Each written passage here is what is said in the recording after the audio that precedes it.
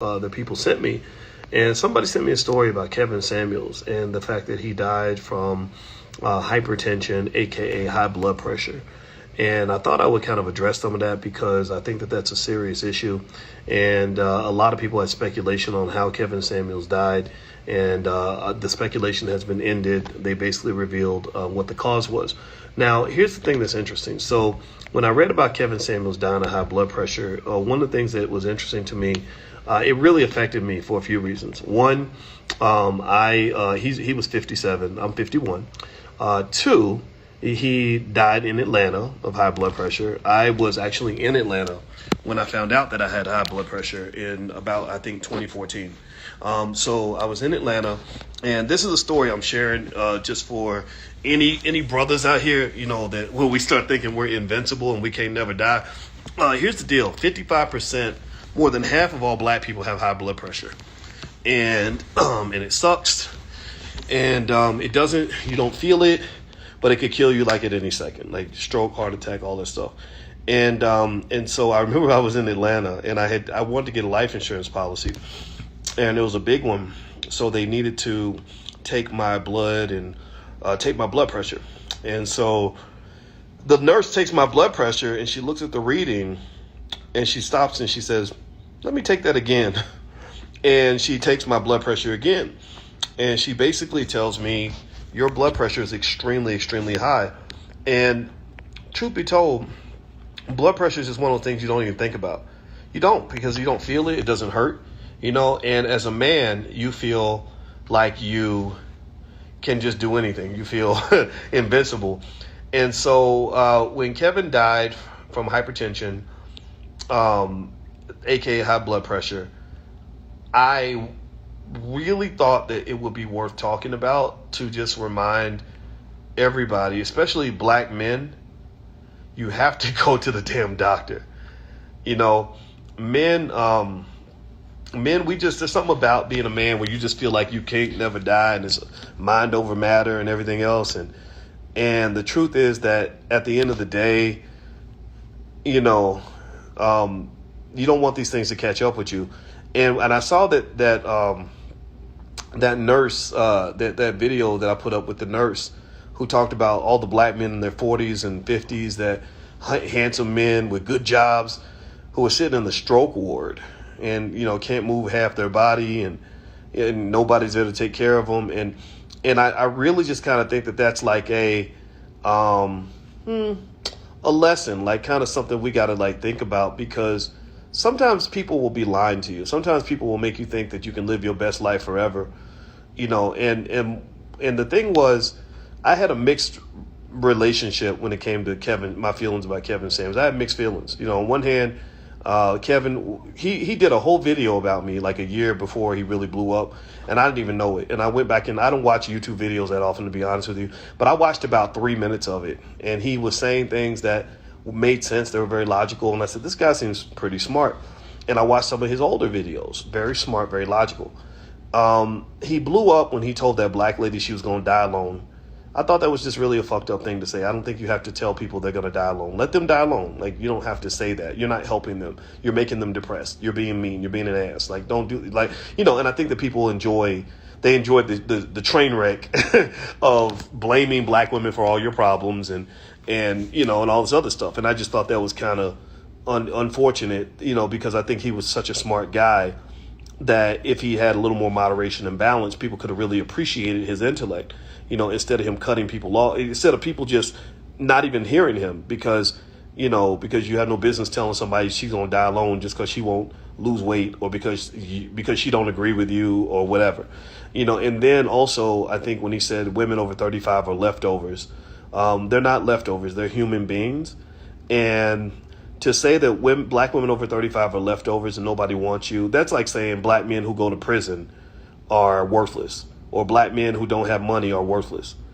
Seriously, if somebody says you really are envious of Kevin, no, maybe you're envious of me, because if you agree with that bullshit, then we can't be friends. You're stupid, in my opinion, if you even think that that's appropriate behavior toward the black woman. Like, you don't have to be an asshole to be a man. Like, so I'm not talking about Kevin or in terms of what he was. You have to be careful about talking about the dead, so I'm not here to, say anything negative about him. It's really more so about that idea of all you men that really think it's okay to go and tell women, beautiful women, 35, 40, 45, 50 years old, like, you're worthless. Nobody wants you.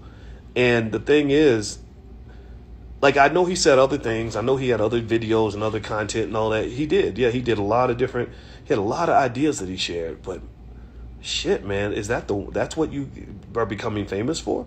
And so it's messed up also because I've seen the dating market, right? Like, when I was in my 40s, I was single and I was dating. And to be honest with you, it was too easy for me. There were too many women available for me. Like, it was just like, you could be a kid in a candy store.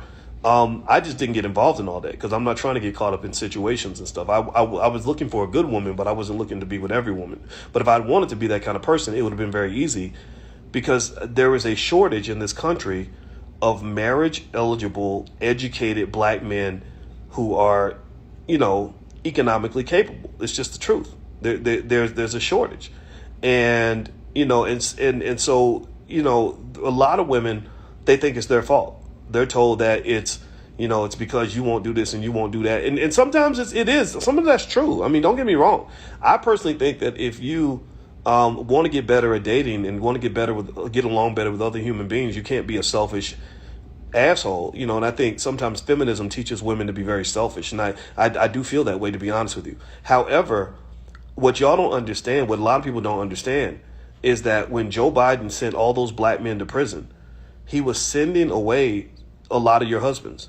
He was sending away a lot of the men that would have been marriage eligible. He sent away a lot of the men that would have been millionaires and professors and lawyers and doctors and CEOs, because he didn't give black men that same opportunity that he is giving men like his son Hunter. His son Hunter is smoking up all the crack, and he would never give his son Hunter the same punishment that he would give a black man. So a lot of these men that would have been your husbands went to prison, and their sons were raised without a father. So their sons are dating your daughters who are in their 20s, and they don't know what the hell to do. They don't know how to be a man. They are lost. They don't even value family. They don't value relationships. Think about this. You grew up, you never saw it. Why would you even think that was something that you want to aspire to? Like, if you grow up watching Pimps and Hustlers, you become a pimp and a hustler. That becomes your goal because that's what you see. Like, okay, I saw the pimp. He had the nicest car, the fur coats and all the women. So my goal is to become like the pimp. Well, I didn't grow up seeing the pimp and wanting to become like the pimp. I grew up seeing my father and saying, I want to be like my father.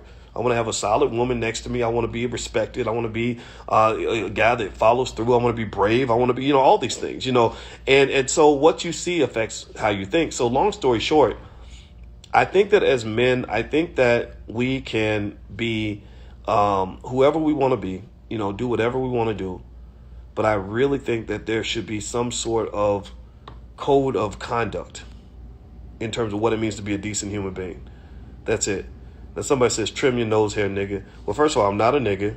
You say it again, you're going to get blocked out of here. Number two, I'll trim my nose hair whenever I feel like it. So how about you trim your words or trim your, or how about you go gain some intellect so you can actually say something that makes sense.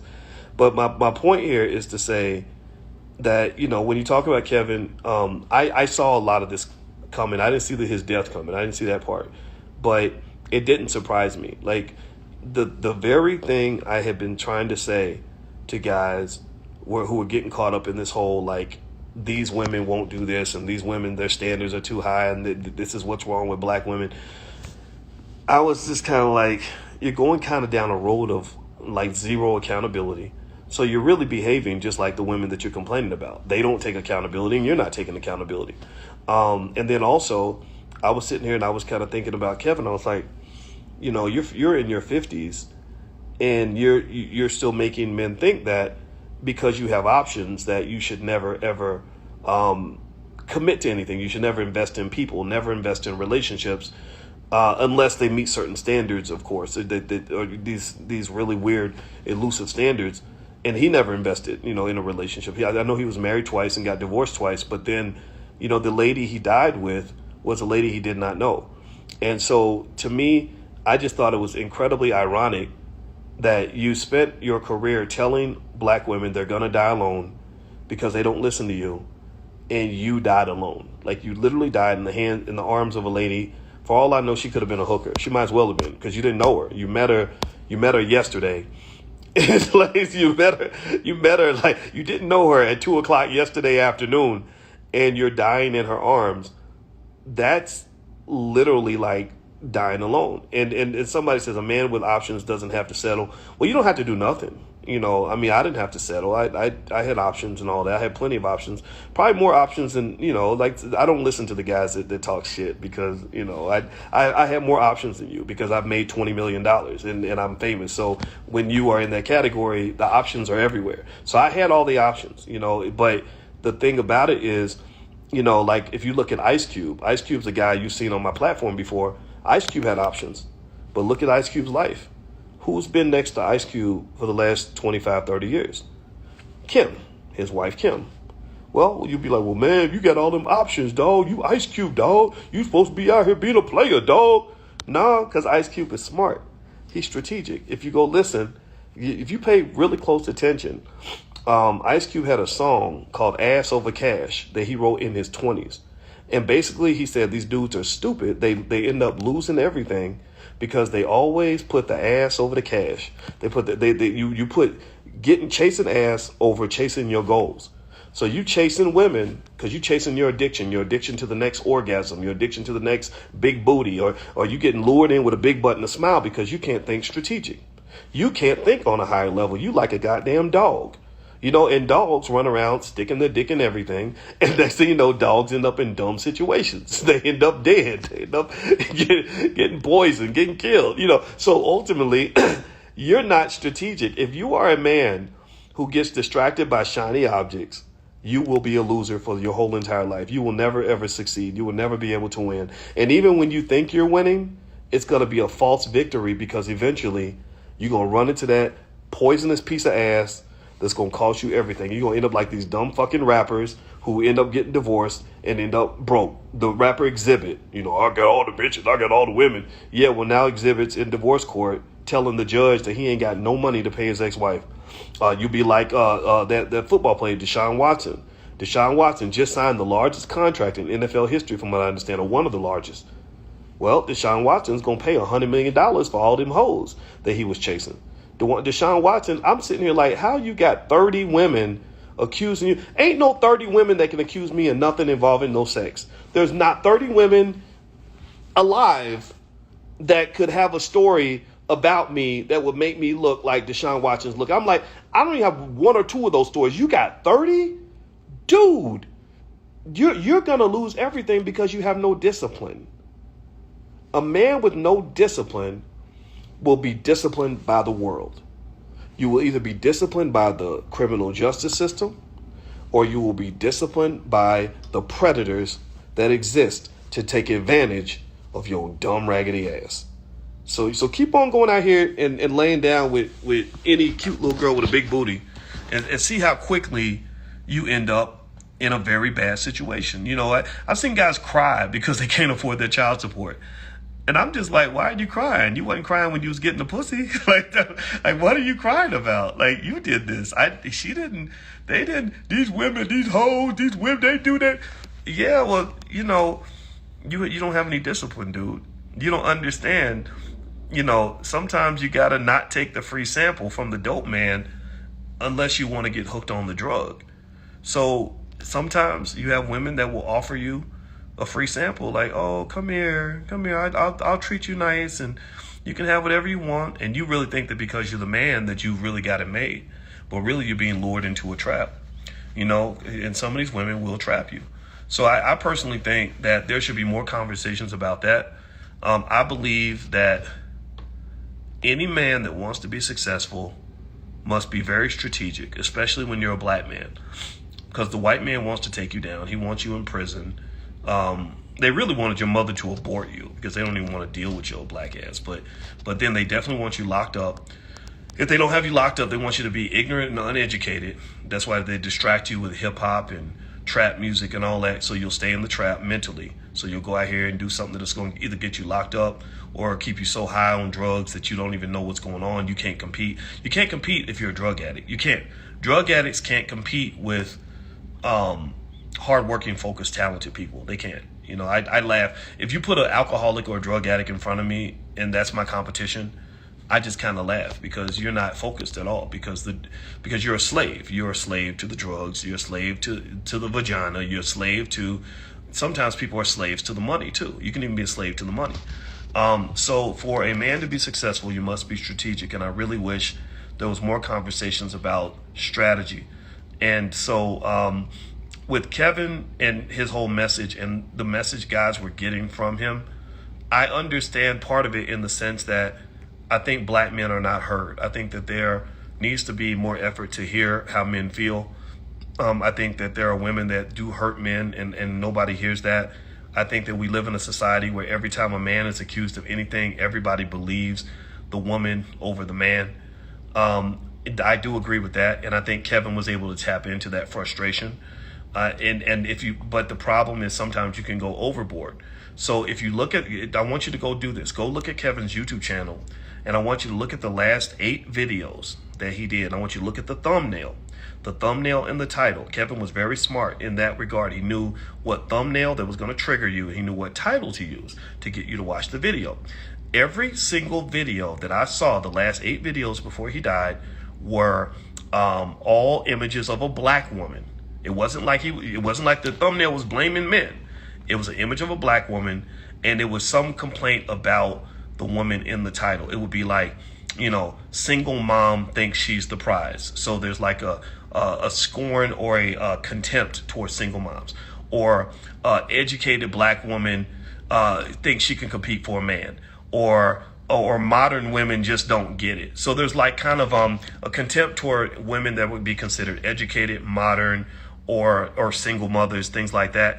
And I think that the messages could have been shared without creating the environment of contempt. And then you get to those crazy sound bites of, you know, you're going to die alone.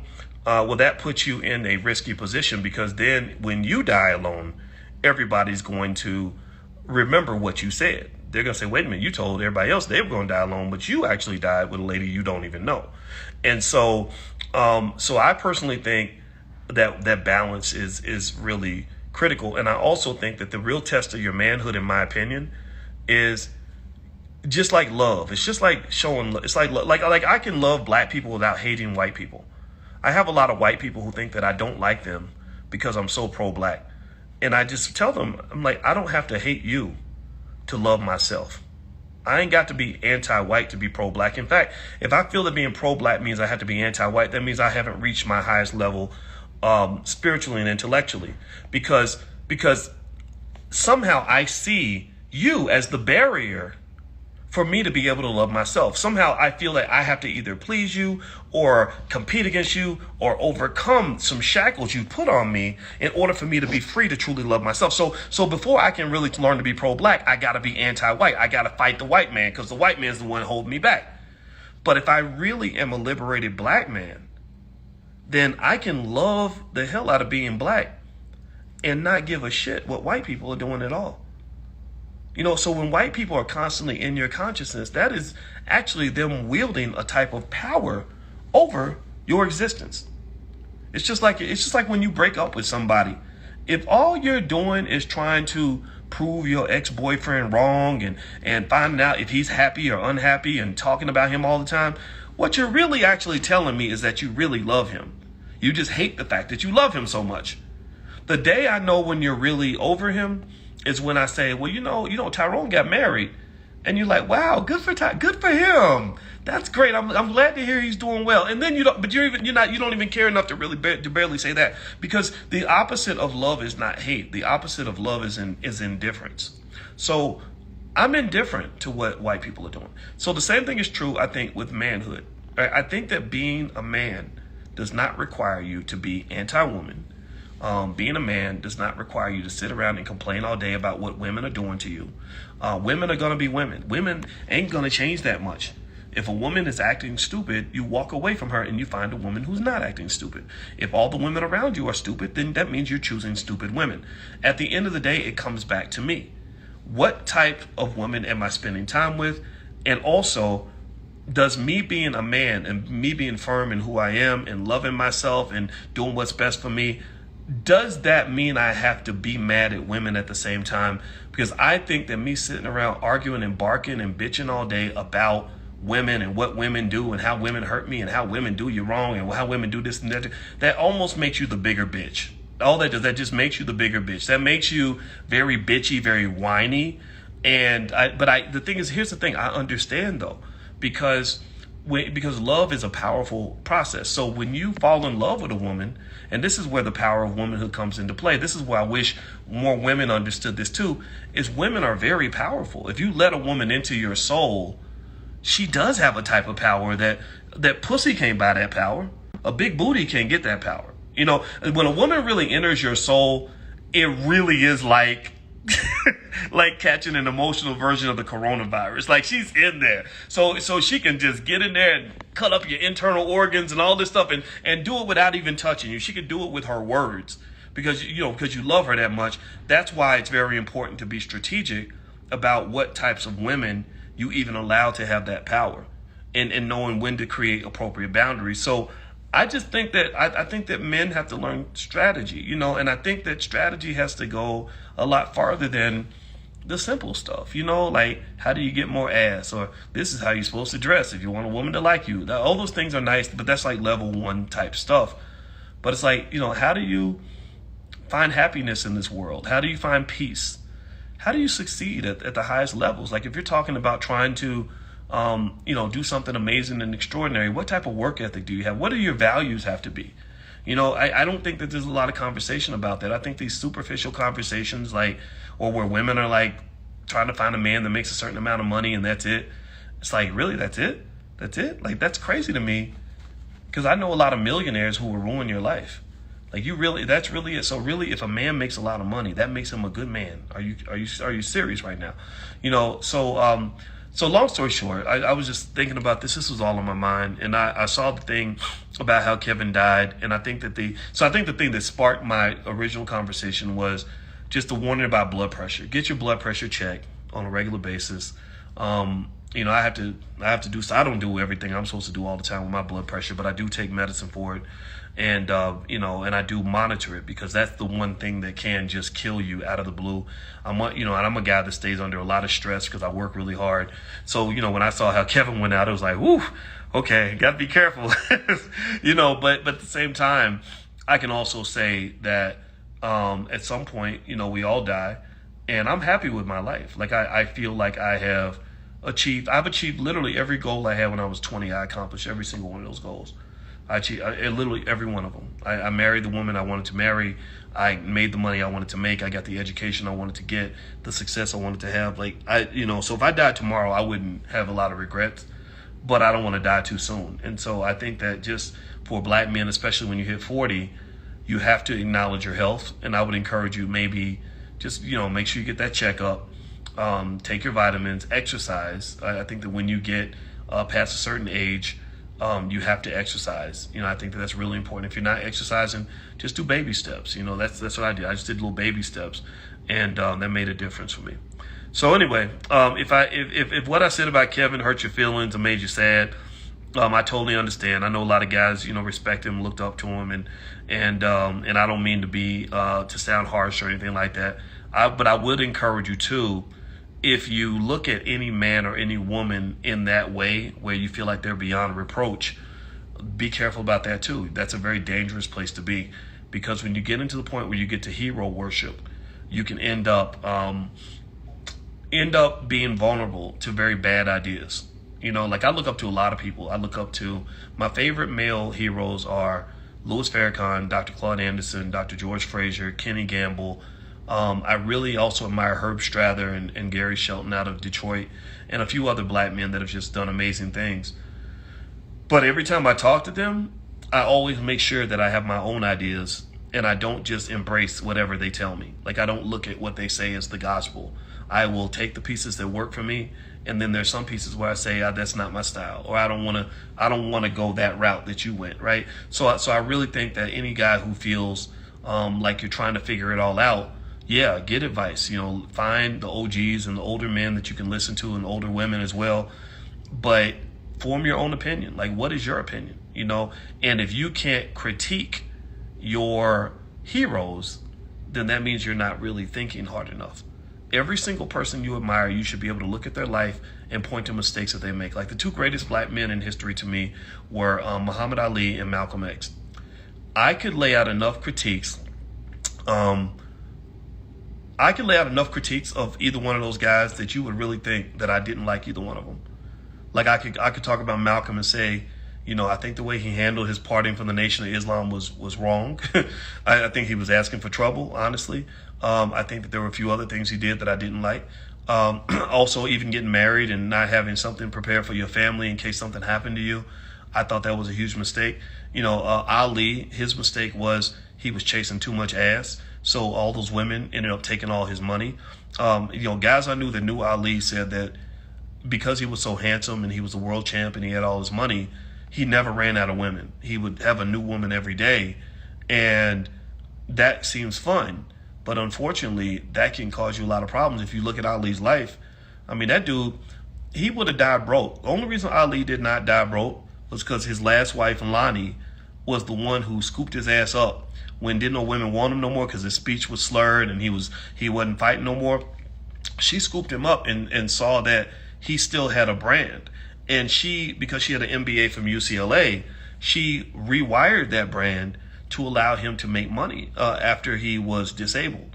And so in that's an example of where a good quality woman really took his stuff from the ashes. Before that, he was messing with fast women and these boxing promoters. Don King took a bunch of his money. The women, when they divorced him, they would take everything. So he was like, that's why he had to fight. That's why he had himself beaten to the point where he had brain damage, because he didn't realize something that I think a lot of black men have to understand, is that you ain't going to be young forever. You're not. You're going to get old, man. And Ali thought, well, I'm 40 years old. I'm still Ali, mind over matter. I can still go out and do this. No, man, you're getting beaten to a pulp by Larry Holmes to the point where you can't even pronounce your words anymore. And his hands shaking and all this other stuff. And to me, that's sad. It's an example of where you had a great hero that was broken down to a really shameful, sad position where you felt sorry for him. And I think that for men, if you want to come in the game strong, if you are strong, not every man cares about being strong. Not every man is strong. I don't know. But if you are strong and you want to stay strong, you got to be strategic. You got to know how to adjust. You have to make a plan for the next stage of your life. So you got to understand that when you're in your 40s, you don't live your 40s the way you live your 30s. You don't live your 50s the way you lived your 40s. You always have to say, okay, what plan is going to work best for this stage of my life? It's just like investing. If I sat here and talked to you about stocks and bonds and all that, I would say, well, the way you invest when you're 25 is different from how you invest when you're 40, which is different from how you invest when you're getting closer to retirement. Well, when you're talking about the really important investments you make in life are not going to be financial. The important investments you make in life are going to be the things that have nothing to do with money. It's going to be your investments in people. My parents, my mother, invested in me and my sister and my brother. I mean, in a real crazy way. My father did too. We ended up doing better than a lot of our friends. None of our friends, became successful the way me and my sister and my brother did, because we had different values in our house. We were big on personal responsibility, very big on hard work, very big on education, very big on no excuses. That made us different from, honestly, a lot of black people. Unfortunately, a lot of families, they just give excuses to their kids from the time they're little, so that's why they never accomplish anything.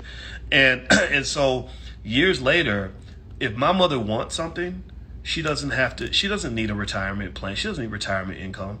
I make thousands of dollars a month for my mother. I invest for her. I send her whatever she wants. If she wants to go on a vacation somewhere, we pay for it. When my father wanted a new van, I just bought it.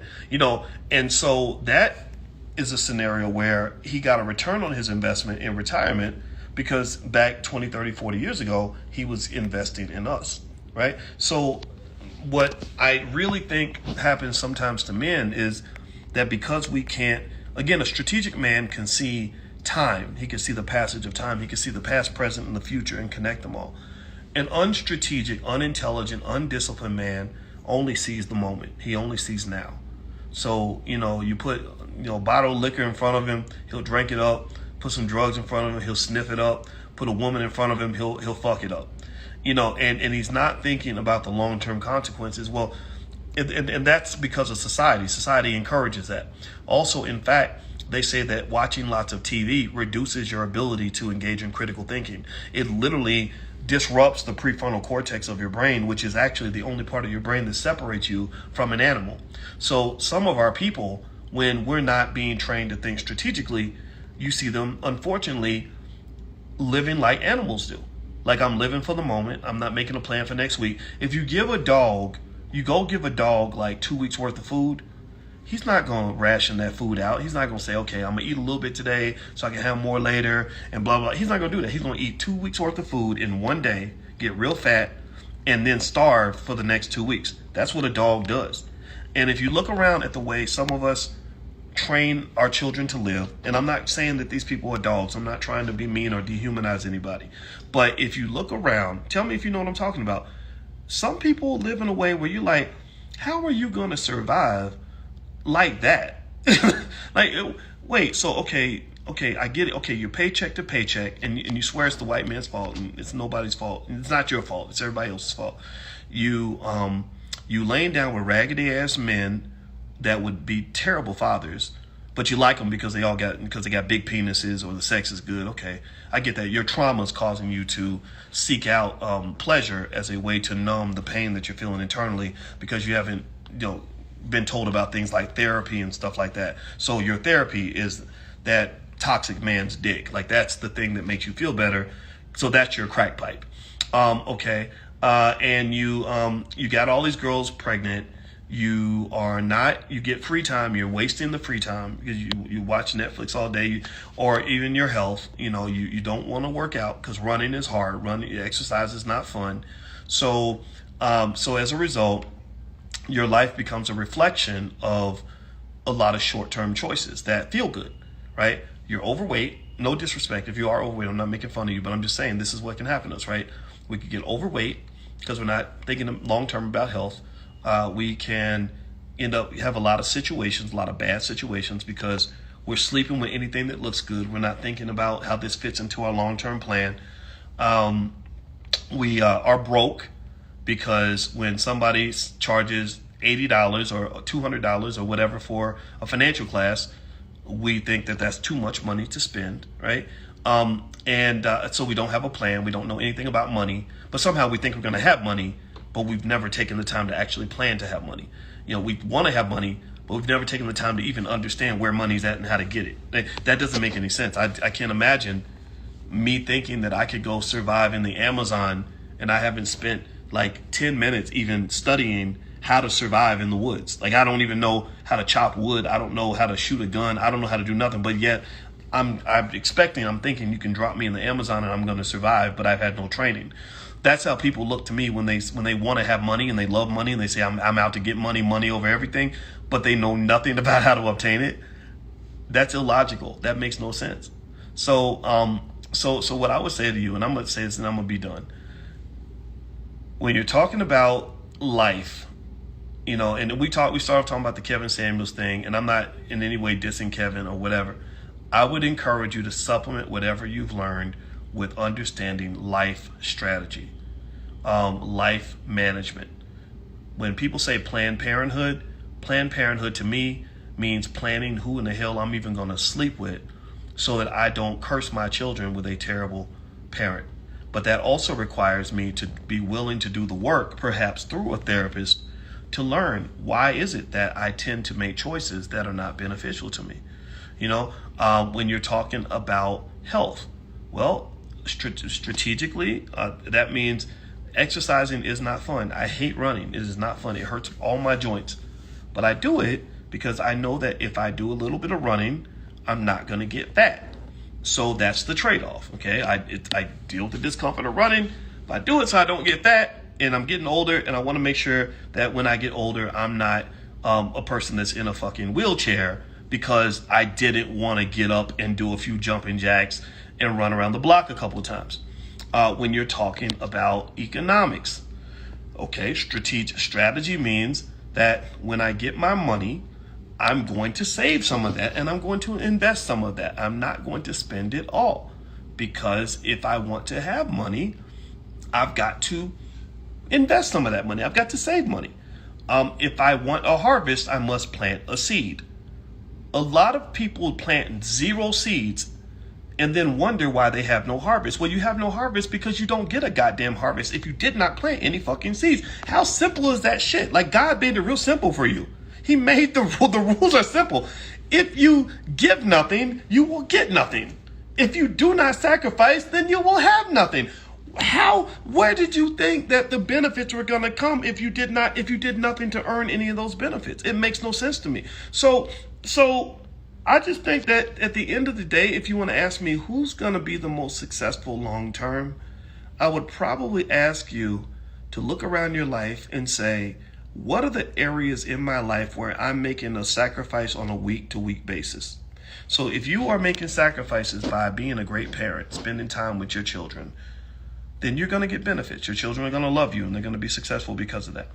If you are a person that's getting up and, as heavy, as fat as some of us can get, and you getting up and you doing your little jumping jacks and your little run around the block, you're going to get benefits. Your body's going to reflect that.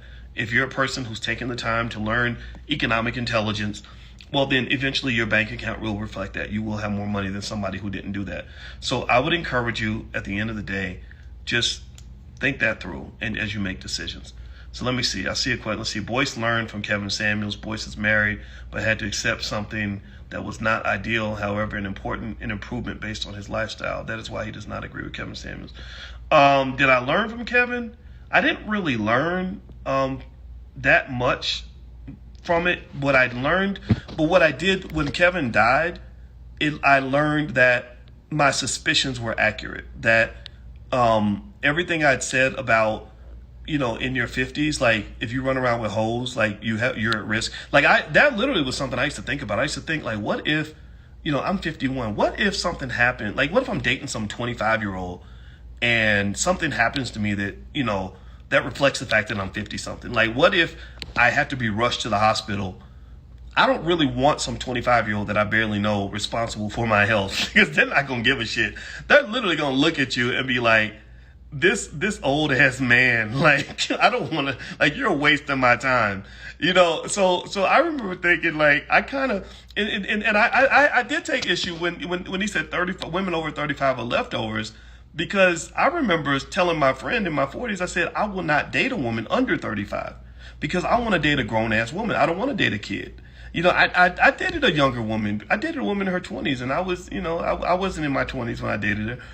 And it was okay for a little while, but then eventually you you feel like every day feels like Saturday morning cartoons. Like, it just feels weird. Like, there's certain areas you just can't even relate. So maybe for stupid men or men who don't think, you're only thinking about the sex part or something, or you have no deep thoughts that you want to share with another person, maybe that can work. Maybe the relationship is just simple and superficial. It's all about how somebody looks. I get that because I'm a professor, right? So I think a lot, right? So to me, connecting with a woman means I'm connecting with you intellectually, and I go pretty deep. So if you can't go there with me, then I'm going to feel disappointed, and you're going to feel like I'm a weirdo, right? You're going to be like, what is he talking about? Why does he keep talking, about this stuff, right? And so I guess it's about a matter of style. So maybe for some men, it can work. For some men, I've seen that. Like, I've seen the 55, 60-year-old doctor dating the 25-year-old. And I'm not even going to say that it's terrible all the time. I just think that it's important to know the difference in the balance, the give and the take, the trade-off, right? So the younger girl typically will look better in certain ways, body's a little bit tighter, stuff like that. Maybe she is a little more of a free spirit, or if you have money, it's easy to impress a young girl because like you made like $5 million, but she's impressed because you bought her like a $200 watch or something. Like, That's an easy trade-off. But I think the challenge is that when you're talking about establishing yourself as a member of society, I would say on one hand, people don't respect you as much. Women certainly don't respect you. Women look at you like you're weird and creepy. Even men, mature men, might giggle about how young your wife is or your girlfriend is. Like, oh, so what's it like with that young girl? But really, to some extent, even they, I think, would question your maturity, because a lot of times when you get in the circles of like successful men, most of those men are married. Successful, mature men that are really doing well, most of them have a wife that has an age range that's like within, say, 5 to 10 years of their own age. So if you're dating like this super young lady, like I think the lady Kevin was with was 25 years younger than him, you have to be careful because it can look a little cartoonish sometimes, and it can be very awkward if you get to the deep parts of a relationship where you really truly need another human being to come through for you. Because let's just be clear, a lot of times if that young girl is there for the money, as long as you know what it is, it's okay, right? So that means if you don't have any money, she's not going to be there anymore. And if you understand that, then I think that's great. But I've seen scenarios. I think it was actually Al Sharpton who told me that story. I'm gonna tell you, I don't like Al Sharpton politically, but he is one of the smartest people I've ever met. He's a brilliant man. I would never back off of that. But I don't agree with him politically. But we would sit and talk, and I remember him telling me about women and his experience. And one of the things he was talking about was older men he knew who would date really young girls, and they would fall in love with the girl. Like, they would really think that this is their source of unconditional love. And then the girl would just eventually run off with some guy her own age, or run off because he ain't got money no more. And the guy would be all heartbroken. And he said, you didn't know what it is? Like, she ain't with you because you're young and sexy. She's with you because, maybe you're filling a void. Maybe she didn't have a daddy or whatever, so I would say that I guess it's just kind of a mixed bag. I think that where you probably would be getting it wrong, in my opinion, is if you think that one is always automatically better than the other, right? So I think that if you think that Kevin Samuels' approach of dating a girl that's 25 years younger than him is always better because she's younger and maybe more attractive, I think that's wrong. I've seen a lot of women that are a certain age that are gorgeous. I mean, women in their 40s and 50s can be really pretty. I think it's important. I think generally speaking, for anybody that gets older, the key is exercise. If you exercise, you can keep looking good forever. The people that don't look good anymore are the people who let themselves go. If you let yourself go, Mother Nature will catch up with you. When you're young, you just look good just because you're young. You get older, your metabolism drops, your body does different things. You got to take care of that. If you take care of that, then you'll be okay. If you don't take care of it, then yeah, you're going to start looking old. And so, black women are amazing. I mean, black really doesn't crack. So black women can look really good at a lot of different ages. And I think it's disingenuous for us to make the presumption that when she's over 35, that there's nothing there to look at anymore, that it's all worthless. I just think that's, I picked my wife over 30-year-olds that wanted to date me because my wife was gorgeous at 45, so I would encourage you, just be thoughtful about it. Like, don't be simple-minded and just realize, for the guys, like, just, whatever you believe, whatever you want, just go for what you want, but don't feel like you got to go hurt black women's feelings in order to get it. Like, just like support them. Be masculinity is supposed to be protective. It's not supposed to be abusive, verbally or otherwise. So if I'm abusing you because you don't agree with me, or because I think these women, their standards are too high, or these women are too unrealistic or whatever, so what? Let them be unrealistic. If they want to learn the shortcomings of being unrealistic, then let them be unrealistic. Pick a woman who isn't unrealistic, And then also the other funny thing to me, also, this is another little thing I would throw out there, is I would suspect that a lot of the men who were really frustrated women and felt like their standards were too high, some of these men were just men who didn't know how to meet a standard. Like, that's something that wasn't really discussed, is that, you think women's standards are too high or whatever, but, in some cases, it's like, maybe she didn't like you because you couldn't meet the standard, and you're just mad about that. And what I find when you talk about like relationship type stuff is that it's easy. If you ever want to build a big YouTube channel, you do one of two things: either create a channel for women where you can sit around and blame men for all your problems and do like Derek Jackson did this. Derek Jackson's formula was to tell women that you're always beautiful, you're always a queen, even if you're not a queen. Right? The queen status doesn't need to be earned because everybody gets to be a queen. And also, the reason that he left you is because he wasn't mature and he couldn't, he was intimidated by you because of your master's degree, and he didn't want to be with you because you held him accountable. Like, that's what Derek Jackson tells you. So very rarely will you see a Derek Jackson critique women and challenge women to evolve and just know the little things like how do you talk to a man? How do you respect a man? How do you treat a man?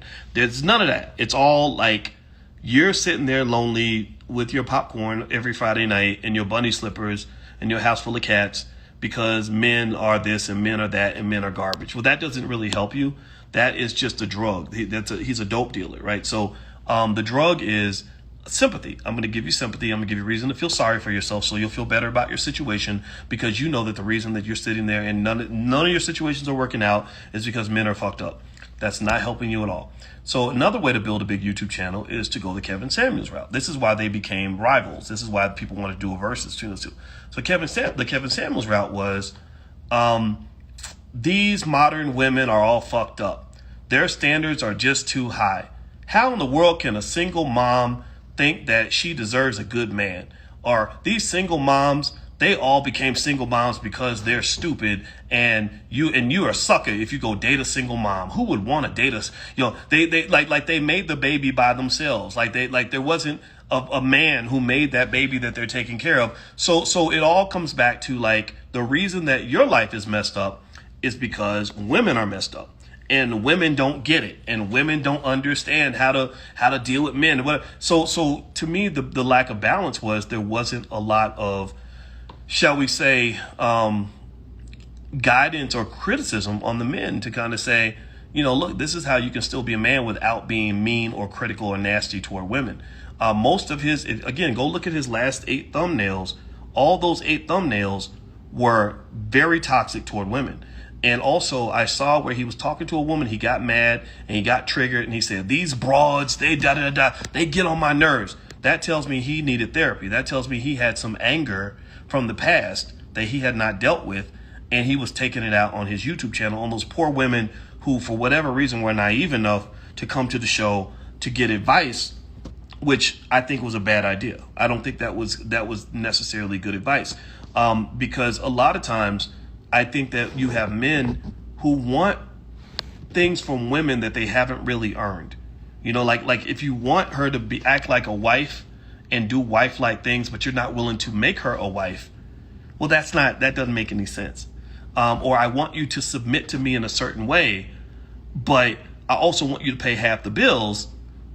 That's kind of weird too, right? So maybe it's, but here's the thing though, right? I think that there's confusion. I think that that Joe Biden, when he sent all those black men to prison, it created a lack of balance in the black family. So what you had was a lot of women that, because of the situation they were raised in, don't really even know the first thing about how to relate to a man. And the only perceptions of men they were given might have been from their mothers, who told them, keep your legs closed, don't have a boyfriend, focus on your education, these men ain't shit, right? Where they're reflecting their own trauma from the fact that they're upset that their baby daddy, walked away, or that their relationships haven't worked out. So some of these women are hard to figure out, hard to get along with.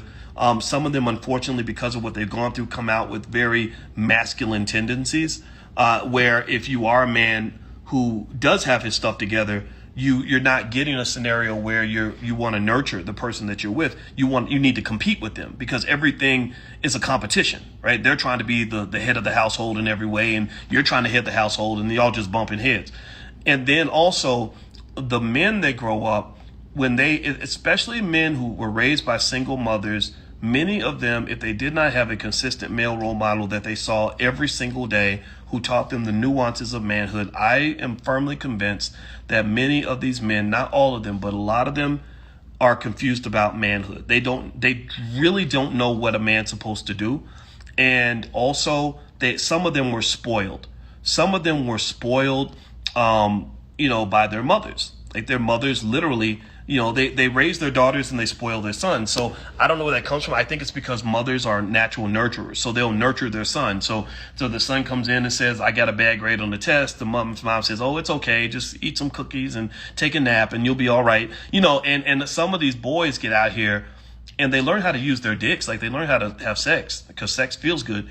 And some of them are handsome, so the ladies are attracted to them, and they're accused for manhood from like media, like they're listening to rappers and stuff, and they look up to these dumbass rappers.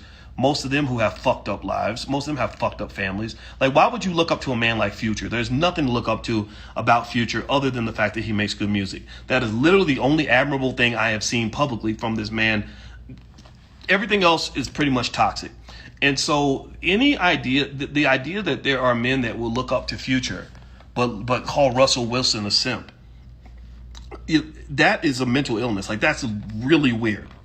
Because Russell Wilson, he's not a wimp. Like, he could whoop Future's ass. He's a football player. He could, he makes more money than Future, so he's got more money. He's got more strength. He's certainly got more discipline. His children are going to love him. The Future's children are going to hate his guts because he threatens to kill their mothers in front of them. So the thing is, somebody said Future's got swag.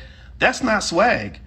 That's not swag. Unless swag, that's not swag. You might call it fag, but that ain't swag. I'm sorry, that's not swag. That's fag. If you ask me, that behavior is some shit they created in hip hop culture. And they drop it on the black man, and you imitate that because it actually started in the 1970s when they started making all those pimp movies, and all the black men wanted to be pimps. They all started to imitate the behavior of pimps because Hollywood was glorifying pimp behavior. So black men were like, oh, I want to be a pimp. I want to pimp these hoes. And there's no other culture where that behavior is seen as admirable. It doesn't mean that you don't have men that love sex and love women, and some men get around and promiscuous, do whatever people do, right? But there's something about it that's very immature, very toxic.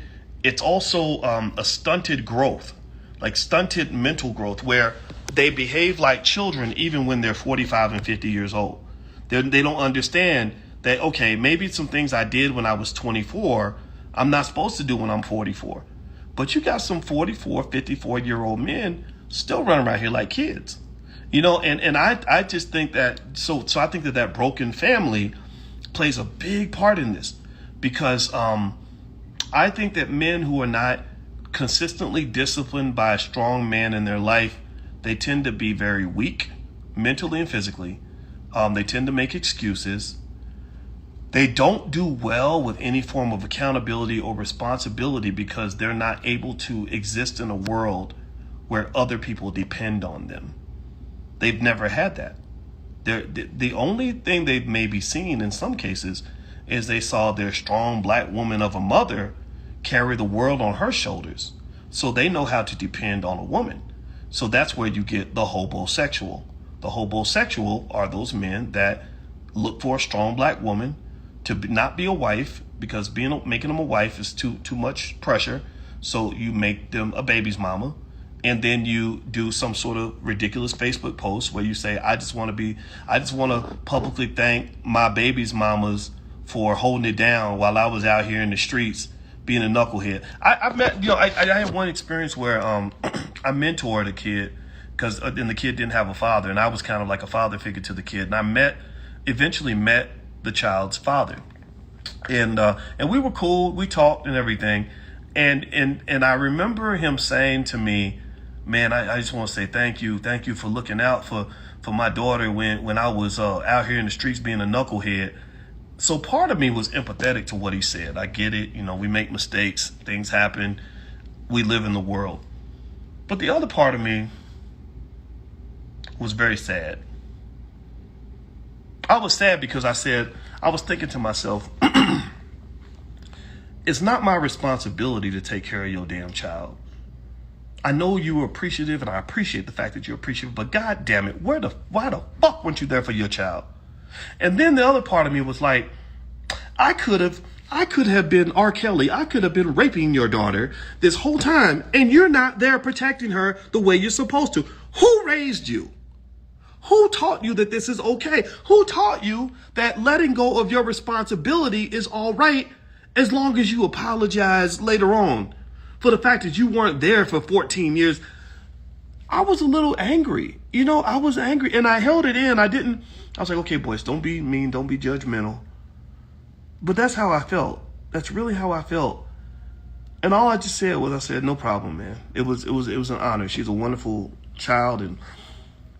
But it's like, if you want to know why so many bad things happen to these kids out here, look at the background. Just ask yourself about that child. Who's protecting that child?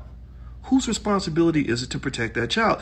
And mothers can protect, right? Mama bears are very vicious in protecting their kids, but there's a certain type of protection fathers can provide that mothers cannot. Mothers, there are things that men can do physically that women can't do. Things that men instill in children that women do not. So I just kind of think that it makes me very sad. I feel like there's a part of our community that just lost that, maybe for the next 2 or 3 generations.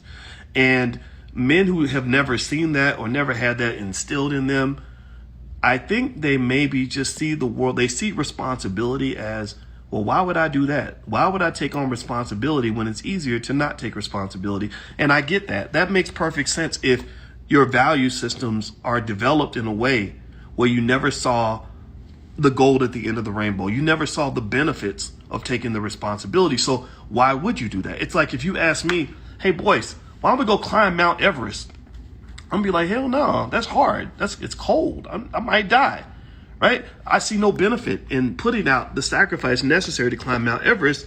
But if I had been raised in a family where everybody climbed mountains, then I would say, oh my God, climbing Mount Everest is so important. I've been training my whole life for this. I can't wait. I can't wait to get to the top and see the summit. My older brother did it. My dad did it. My mom did. You know what I mean? Like it's a values, right? So if you never grew up watching your father sacrifice on behalf of a family and work with your mama to figure it out and seeing a father's protection, then it's very easy for you to think to yourself, why would I do any of that? Because it's hard. It requires money. It requires discipline. I can't do what I want. Instead, I can just go through life and just seek out pleasure whenever I want to. I can smoke my weed, drink my liquor, fuck my hoes, and do whatever. And the reason I think it's important for guys to strategically understand this for 2 reasons. One, the black community suffers because we don't have mothers and fathers working together toward the same goal. And then 2, eventually, all of that pleasure-seeking behavior does catch up with you. It always catches up with you. You think it's not, but it will. So that's my thoughts. Those are my thoughts for today. I know I took this conversation all over the place, and I talked a little bit about the economic stuff, but this family stuff is actually the most important economic conversation you can ever have, because you can't build wealth without families.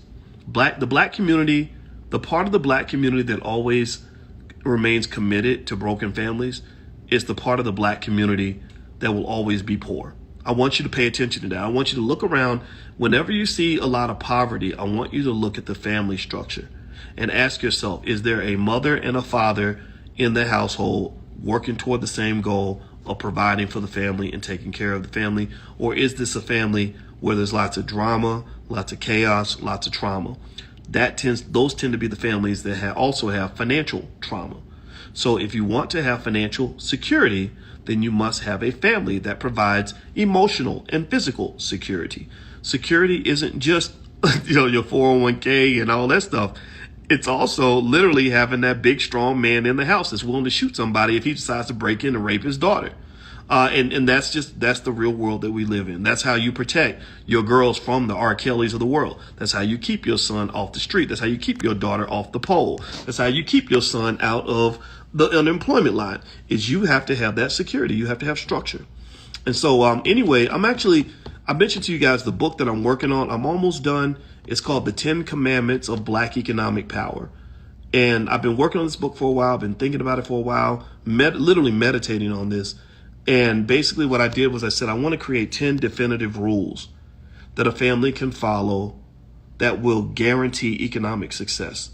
Because here's the thing about economics. A lot of people don't know this. Economics is very cultural. It's very cultural. It is impossible to build economics with bad families, or broken families, it is also impossible to build economics with broken culture. And so you have a broken culture. And so some of you that see this, I'm not talking to the knuckleheads. I'm not talking to people that don't get it. Unfortunately, they're victims of the broken culture. I can't, maybe they don't hear me. Maybe they think I'm uppity or something because I like went to school or whatever. I have no idea how people view me. But for those of you that understand this,